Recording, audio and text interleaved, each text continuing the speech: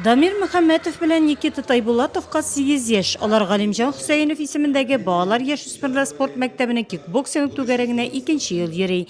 Малайлар яраткан спорт төре белән озак вакыт шөгыльләнмәсәләр дә, төрле ярышларда катнашып призлы урыннар алырга өлгергәннәр. Я хожу второй год.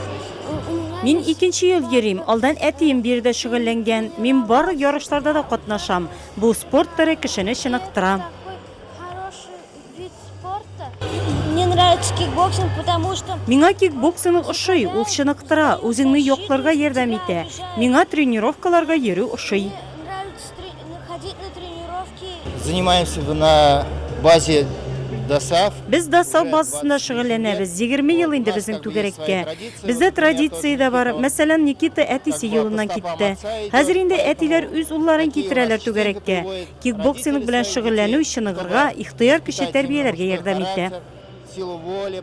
Әлфинур Хакимова һәм Рәмзия Шәрипованың уллары спорт мәктәбенә бу ел йөри башлаган. Күренеп тора, әниләр дулкынлана. Уллары ярышканны күзәтеп көч биреп торды алар. Әниләрнең төп теләге малайларның спорт белән шөгыльләнеп сау-сәламәт булып үсүләре. Минем улыма 8 яшь, быел беренче тапкыр көрәшкә футбол түгәрәгенә бирдем. Чанагып, ныгып үссен дип. Үткән ел әлеге спорт мәктәбен 50 бала тәмамлап чыккан. Быел исә 100 бала кабул иткәннәр. Спорт белән шөгыльләнү җиңел түгел, биредә нык ихтыяр кеше таләп ителә. Шул ук вакытта җитезлек тә сорала.